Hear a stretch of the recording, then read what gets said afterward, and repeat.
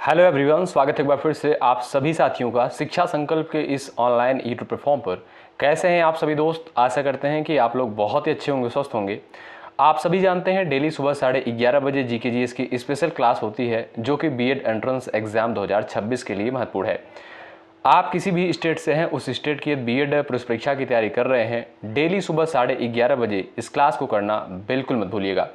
हमने आपसे कहा था यदि आप लोग इन क्लासेस को अटेंड कर रहे हैं आपको जीके जीएस सेगमेंट में कोई समस्या नहीं होगी। यहाँ पर साथियों सेलेक्टेड क्वेश्चंस को ही कवर किया जा रहा है जो परीक्षा की दृष्टिकोण से महत्वपूर्ण है।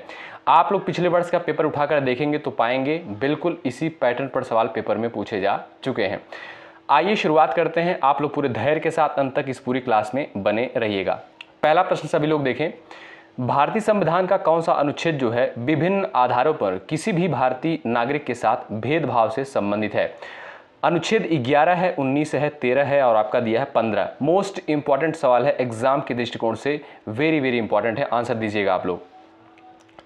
तो जो भी साथी यहाँ पर जा रहे हैं आर्टिकल 15 यानी अनुच्छेद 15 पर, वो बिल्कुल यहाँ पर राइट हो जाएंगे। साथियों आप सभी दोस्त जानते होंगे यह अनुच्छेद जो है राज्य को धर्म, मूलवंश, जाति, लिंग या जन्म स्थान के आधार पर भेदभाव करने से जो है रोकता है। ठीक है, याद रखिएगा, वेरी इंपॉर्टेंट पॉइंट है। ऑप्शन नंबर आपका 4 बिल्कुल यहाँ पर करेक्ट आंसर हो जाएगा, अनुच्छेद 15। ठीक है, क्वेश्चन नंबर दूसरा देखिएगा, सिल्वर फाइबर क्रांति निम्नलिखित में से जो है किससे संबंधित है? क्वेश्चन नंबर सेकंड का आप सभी दोस्त यहां पर आंसर देने का प्रयास करें।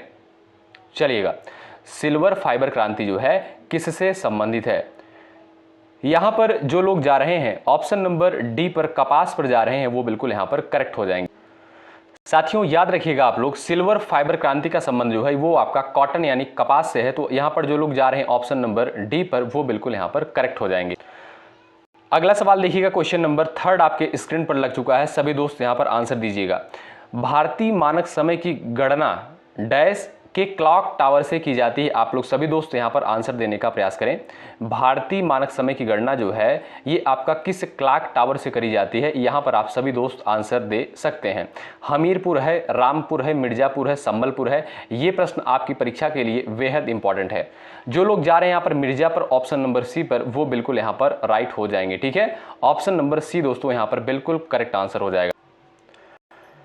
साथियों यदि आप बीएड एंट्रेंस एग्जाम के साथ साथ किसी अन्य वनडे एग्जाम की तैयारी कर रहे हैं तो आप सभी जानते हैं सबसे बड़ी जो समस्या होती है जीके जीएस में होती है। ठीक है, तो साथियों जीके जीएस प्रिपरेशन में जो है सबसे बड़ी प्रॉब्लम आप सभी जानते हैं फेस करना पड़ता है। इसका कारण क्या होता है? सिलेबस बड़ा होता है और प्रॉपर जो है रिवीजन नहीं हो पाता है। ठीक है, तो दोस्तों इसी को सॉल्व करने के लिए जो है अग्रवाल एग्जाम कार्ड का जो है एक जीएस कॉम्बो आता है जिसमें जो है 6 सब्जेक्ट कवर होते हैं, जिसमें आपको देखने को मिलेगा भूगोल एवं पर्यावरण, ये देखिएगा बुक है आपकी। ठीक है, और उसके बाद यहाँ पर देखेंगे विज्ञान हो गया आपका। ठीक है, राज्य व्यवस्था, इतिहास और आपका जो है भारतीय अर्थव्यवस्था। ठीक है साथियों, ये 6 कम्बो जो है आपको देखने को मिलता है। ये है आपका विज्ञान एवं प्रौद्योगिकी यानी साइंस और टेक आप यहाँ पर कह सकते हैं। ठीक है, तो यहाँ पर 6 सब्जेक्ट साथियों कवर होते हैं अग्रवाल एग्जाम कार्ड की। ये बेहतरीन बुक है। इसमें साथियों क्या है, इसमें देखिएगा आपको सिंपल लैंग्वेज में सारी चीज़ों को अच्छे से समझाया गया है। जो कठिन टॉपिक है, जो टफ टॉपिक है, उनको अच्छे तरीके से यहाँ पर आसानी से समझाने का प्रयास किया गया है।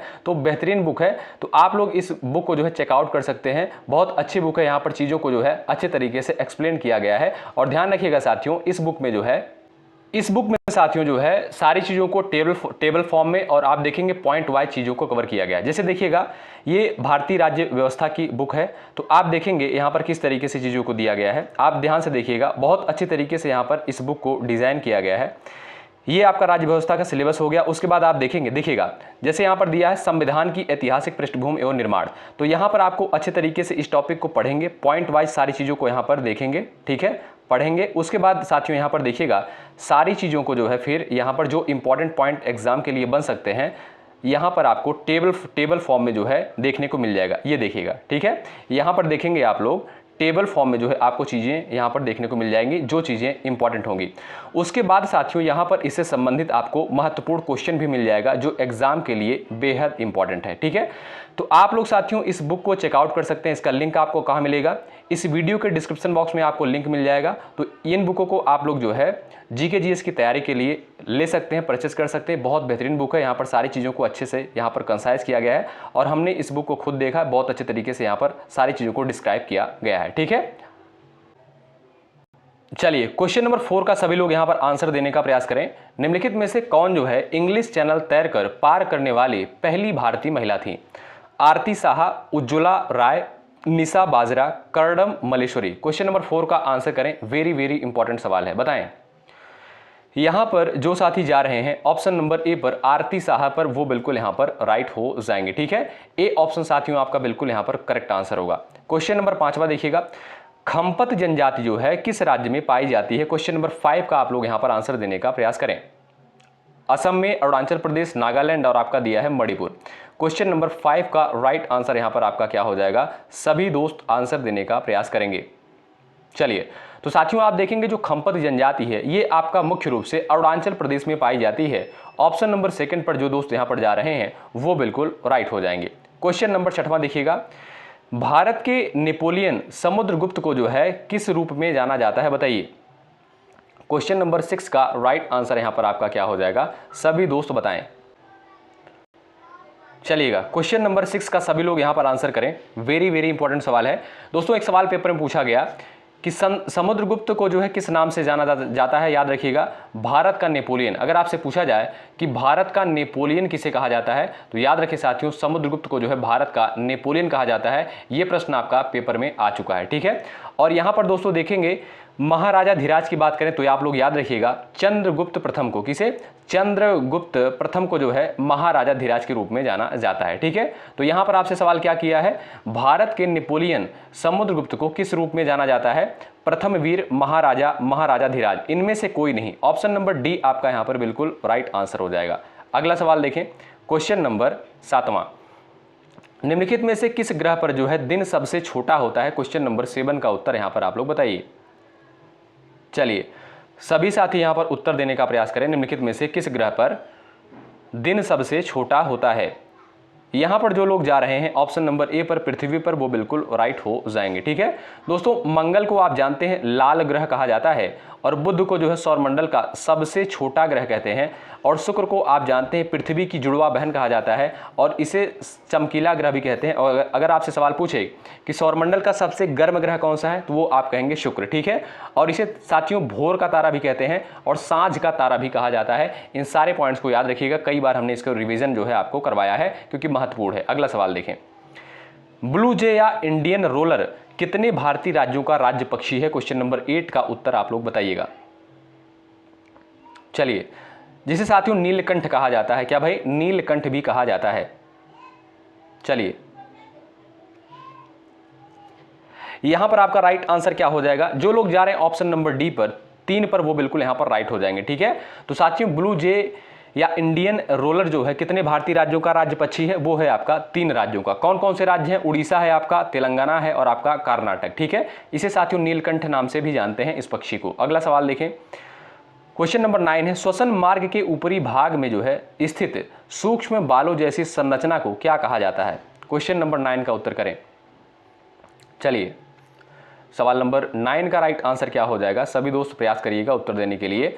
श्वसन मार्ग के ऊपरी भाग में स्थित सूक्ष्म बालों जैसी संरचनाओं को क्या कहा जाता है? सीलिया नाम से जानते हैं। ऑप्शन नंबर बी आपका यहां पर बिल्कुल करेक्ट आंसर हो जाएगा।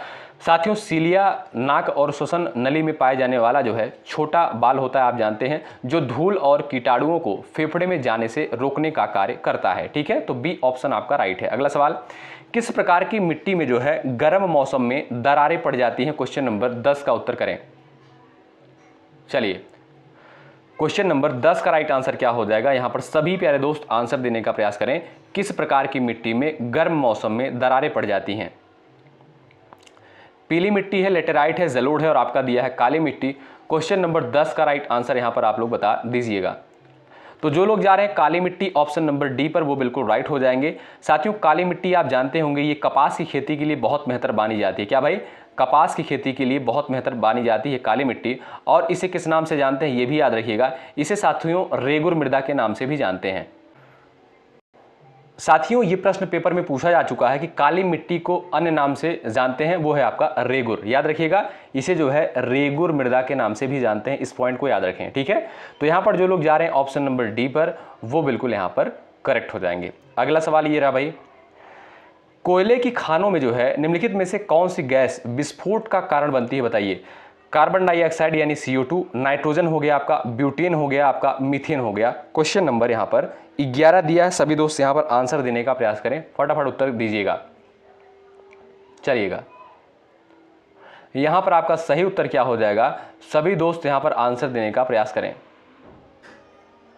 जो लोग जा रहे हैं ऑप्शन नंबर डी पर, मीथेन पर, वो बिल्कुल राइट हो जाएंगे। साथियों मीथेन का रासायनिक फार्मूला क्या होता है, CH4 होता है, और ये दलदले स्थानों पर जो है पाई जाती है मीथेन, ठीक है भाई।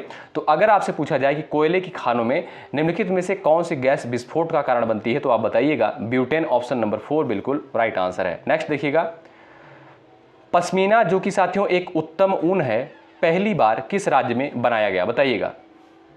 क्वेश्चन नंबर 12 का उत्तर करें। चलिए, यहां पर आपका सही आंसर क्या हो जाएगा, सभी दोस्त आंसर कर सकते हैं। पश्मीना जो है, जो कि एक उत्तम ऊन है, पहली बार किस राज्य में बनाया गया, ये साथियों आपका जम्मू कश्मीर में। ऑप्शन नंबर सी जो है बिल्कुल यहां पर राइट आंसर हो जाएगा, ध्यान रखें, ठीक है। ऑप्शन नंबर बी आपका बिल्कुल यहां पर करेक्ट आंसर है। क्वेश्चन नंबर 13 देखिएगा, पिन घाटी राष्ट्रीय उद्यान ये जो है आपका कहां पर स्थित है, क्वेश्चन नंबर 13 का उत्तर बताएं। पिन घाटी राष्ट्रीय उद्यान जो है ये आपका कहां पर स्थित है। चलिए, क्वेश्चन नंबर 13 का राइट आंसर क्या हो जाएगा, ऑप्शन नंबर सी पर जो लोग जा रहे हैं Himachal Pradesh, option number C आपका दोस्तों यहां पर बिल्कुल करेक्ट आंसर है। क्वेश्चन नंबर 14 देखिएगा, सवाल नंबर 14 का आंसर बताएं। भवाई किस राज्य का जो है लोक नृत्य है, हरियाणा है, महाराष्ट्र है, गुजरात है, और आपका दिया है राजस्थान, बताएं। यहां पर क्वेश्चन नंबर 14 दिया है, सभी दोस्त यहां पर आंसर देने का प्रयास करें, फटाफट आप सभी प्यारे दोस्त यहां पर आंसर देने का प्रयास करिएगा।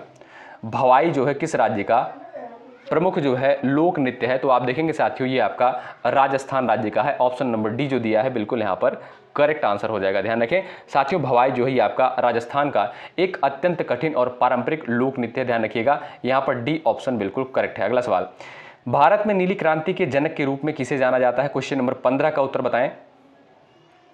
चलिए, भारत में नीली क्रांति के जनक के रूप में किसे जाना जाता है, क्वेश्चन नंबर 15 का राइट आंसर आपका क्या हो जाएगा, सभी प्यारे दोस्त उत्तर करें। चलिए, यहां पर आपका राइट आंसर क्या हो जाएगा, बताएं। चलिएगा, जो लोग जा रहे हैं भाई यहां पर ऑप्शन नंबर सी पर, हीरालाल चौधरी पर, वो बिल्कुल राइट हो जाएंगे, ठीक है भाई। तो नीली क्रांति के जनक के रूप में साथियों किसे जानते हैं, हीरालाल चौधरी को जानते हैं। ऑप्शन नंबर सी बिल्कुल यहां पर राइट आंसर हो जाएगा, ध्यान रखिए, ठीक है। और हरित क्रांति का जनक साथियों किसे कहा जाता है, MS स्वामीनाथन को जो है हरित क्रांति का जनक कहा जाता है, ठीक है। और यहीं पर दोस्तों अगर हम बात करें डॉक्टर वर्गीस कुरियन की, तो अगर आपसे पूछा जाए दुग्ध, कौन सा भाई, दुग्ध उत्पादन यानी आप कह सकते हो श्वेत क्रांति, श्वेत क्रांति के रूप में किसे जानते हैं, वर्गीस कुरियन को। याद रखें इन सारे पॉइंट्स को। अगला सवाल देखिए, क्वेश्चन नंबर नेक्स्ट है, भारत के संविधान के निम्नलिखित में से जो है कौन सा अनुच्छेद राष्ट्रपति को अध्यादेश जारी करने का अधिकार प्रदान करता है, 16 का उत्तर बताइए।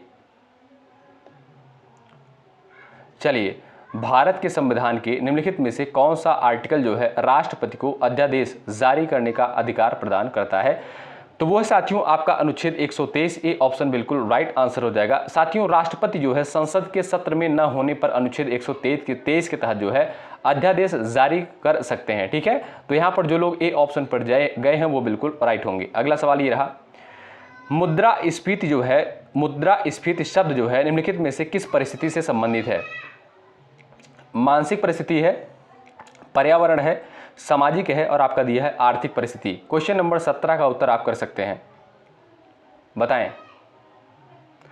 इस प्रश्न का राइट आंसर दोस्तों क्या हो जाएगा, जो लोग यहां पर जा रहे हैं ऑप्शन नंबर डी पर, ठीक है, आर्थिक परिस्थिति पर, वो बिल्कुल राइट हो जाएंगे, ठीक है। दोस्तों आप जानते हैं जो मुद्रास्फीति है एक आर्थिक स्थिति है जिसमें जो है वस्तुओं और सेवाओं की कीमतें जो है बढ़ती हैं और मुद्रा का जो है मूल्य घट जाता है, ठीक है, ध्यान रखें। तो आपका डी ऑप्शन यहां पर बिल्कुल करेक्ट है। अगला सवाल, भारत छोड़ो आंदोलन जो है किसके द्वारा शुरू किया गया? क्वेश्चन नंबर 18 का उत्तर बताएं। चलिए, भारत छोड़ो आंदोलन की शुरुआत जो है किसके द्वारा करी गई? क्वेश्चन नंबर 18 का फटाफट यहां पर आप सभी प्यारे दोस्त आंसर देने का प्रयास करिएगा। यहां पर जो लोग जा रहे हैं 1942 ऑप्शन नंबर बी पर, वो बिल्कुल राइट हो जाएंगे। साथियों, महात्मा गांधी ने, आप सभी को पता होगा, 8 अगस्त 1942 को, कब? 8 अगस्त 1942 को बॉम्बे के ग्वालियर टैंक मैदान से जो है इस आंदोलन की शुरुआत की। ठीक है, और साथियों इस आंदोलन के दौरान गांधी जी ने जो है करो या मरो का नारा भी दिया था। वेरी वेरी इंपॉर्टेंट है। ऑप्शन नंबर यहां पर जो लोग जा रहे हैं बी पर, वो बिल्कुल राइट है। अगला सवाल, निम्नलिखित में से कौन सा मंदिर जो है राष्ट्रकूट वंश द्वारा निर्मित है? क्वेश्चन नंबर 19 का उत्तर बताएं। सवाल नंबर 19 का करेक्ट आंसर क्या है बताइएगा। निम्नलिखित में से कौन सा मंदिर राष्ट्रकूट वंश द्वारा निर्मित है? जो लोग जा रहे हैं कैलाश मंदिर, ऑप्शन नंबर ए पर, वो बिल्कुल यहां पर राइट हो जाएंगे। साथियों, एलोरा यानी महाराष्ट्र का प्रसिद्ध कैलाश मंदिर राष्ट्रकूट राजा कृष्ण प्रथम द्वारा जो है बनवाया गया था। किसके द्वारा? कृष्ण प्रथम द्वारा। क्या नाम है?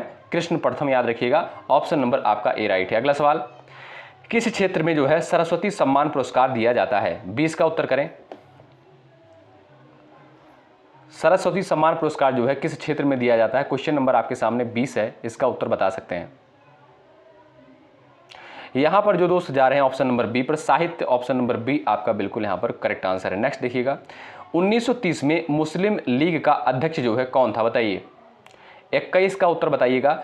1930 में मुस्लिम लीग का अध्यक्ष कौन था? सवाल नंबर 21 का राइट आंसर क्या हो जाएगा? मोहम्मद इकबाल। कौन भाई? मोहम्मद इकबाल पर जो लोग जा रहे हैं ए ऑप्शन पर, वो बिल्कुल यहां पर राइट हो जाएंगे। ठीक है भाई, आपका यहां पर साथियों ए ऑप्शन करेक्ट हो जाएगा। ध्यान रखें। यहां पर आपका अगला सवाल देखें, किस अधिनियम में जो है भारतीयों की शिक्षा के लिए 1 लाख आवंटित किए गए थे? बताइए। 1 लाख रुपए जो है साथियों आवंटित किए गए थे, किस एक्ट के तहत? क्वेश्चन नंबर 22 का उत्तर बताएं। वो है साथियों आपका 1813 का चार्टर अधिनियम। ए ऑप्शन बिल्कुल राइट है। ध्यान रखिएगा साथियों, इस अधिनियम के तहत जो है भारत में शिक्षा के प्रसार के लिए प्रतिवर्ष 1 लाख रुपए खर्च करने का प्रावधान किया गया था। ठीक है, ए ऑप्शन राइट है। अगला सवाल, निम्नलिखित में से किस समिति ने जो है मौलिक कर्तव्यों को शामिल करने की अनुशंसा की थी? 23 का उत्तर बताएं। सवाल नंबर 23 का राइट आंसर क्या हो जाएगा? निम्नलिखित में से किस समिति ने मौलिक कर्तव्यों को शामिल करने की अनुशंसा की थी? इस प्रश्न का राइट आंसर आपका क्या हो जाएगा?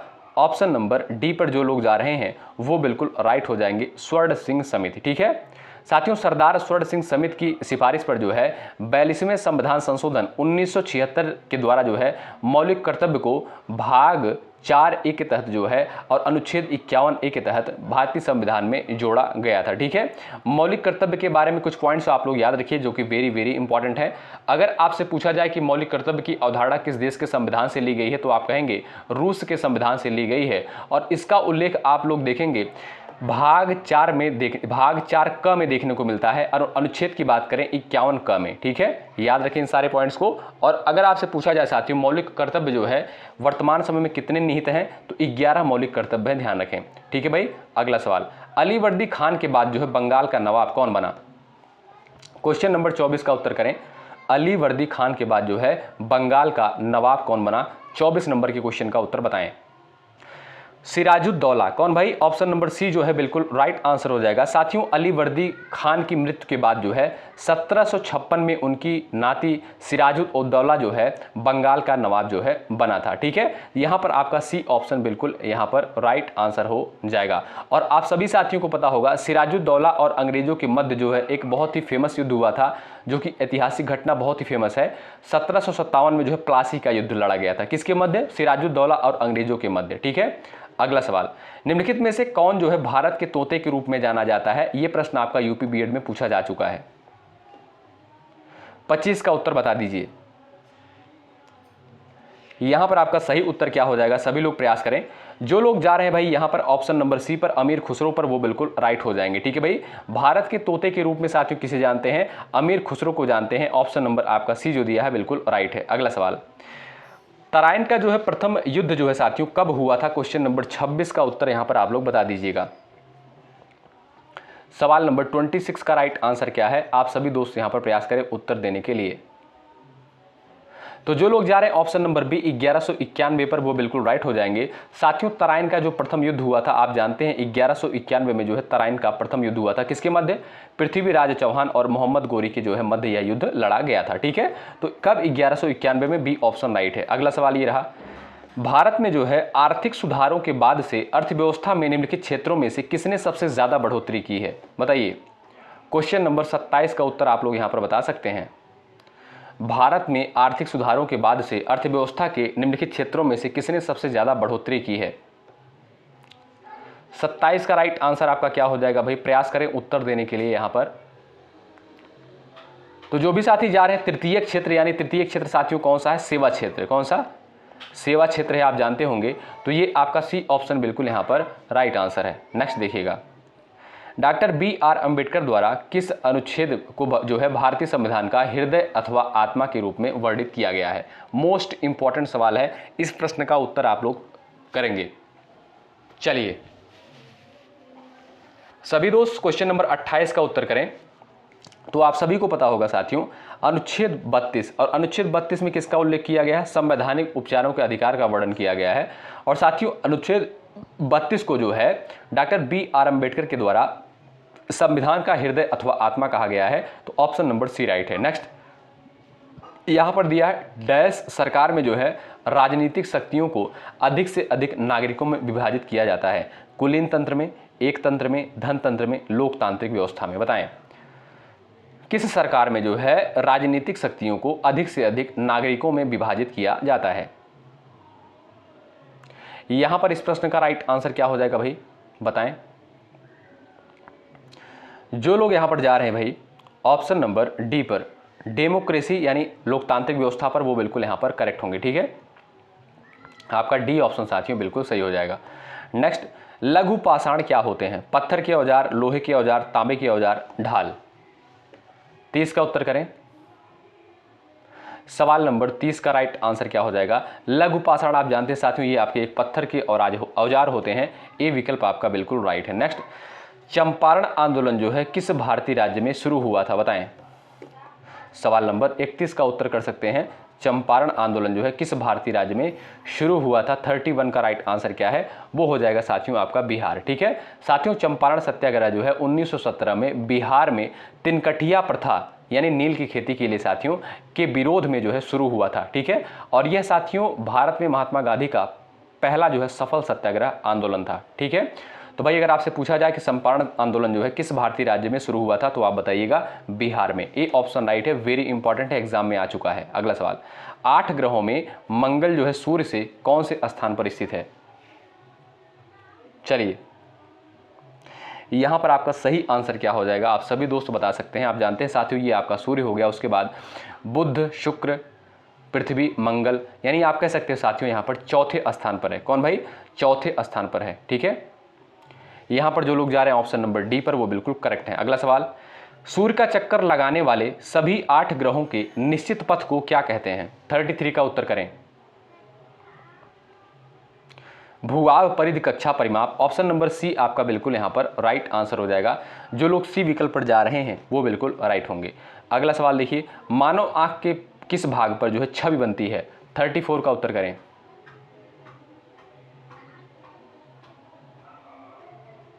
चलिए जो लोग जा रहे हैं रेटिना ऑप्शन नंबर ए पर, वो बिल्कुल राइट हैं।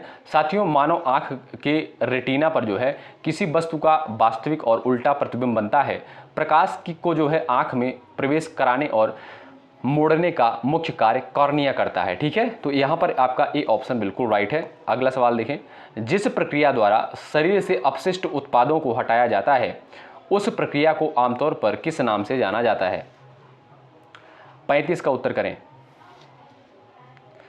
सवाल नंबर 35 का राइट आंसर क्या हो जाएगा?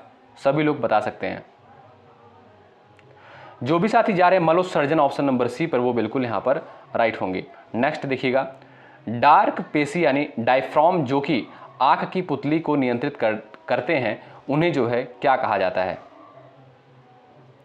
36 का उत्तर बताएं। यहां पर आपका सही आंसर क्या हो जाएगा? सभी दोस्त बता सकते हैं। जो लोग जा रहे हैं यहाँ पर सिलेरी मांसपेशियाँ यानी ऑप्शन नंबर बी पर, यानी आप कह सकते हो साथियों आयरिस, क्या आयरिस आप कह सकते हो, तो यहाँ पर आपका बी ऑप्शन बिल्कुल राइट हो जाएगा। अगला सवाल, किस प्रकार के दर्पण जो है हमेशा खड़ी तथा आभासी छवि बनाते हैं, बताएं। किस प्रकार के दर्पण हमेशा एक खड़ी तथा आभासी छवि बनाते हैं। इस प्रश्न का सही उत्तर आपका क्या हो जाएगा, बता सकते हैं।